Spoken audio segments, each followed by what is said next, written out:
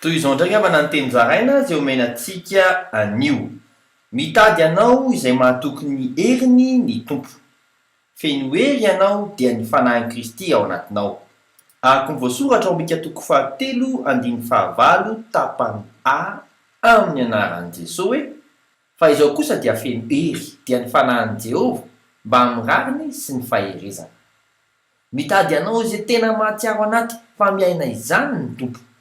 Araka ny voasoratra amin'ny filazantsara ny Jaona 4:17 amin'ny anaran'i Jesosy hoe: fa avy ny andro sady tonga ankehitriny raha ny tena mpivavaka hivavaka amin'ny ray amin'ny fanahy sy ny fahamarinana, fa ny ray koa mitady mpivavaka aminy ho tahaka izany, satria manantena azy.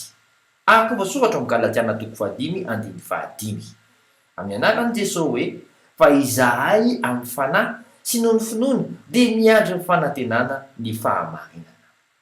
Ampiasanao amin'ny fomba mahagaga izy. Mino mivavaka isika. Kristy ô, feno ny hery ny fanahinao ao. Amen. Mandra-piaona tompoko.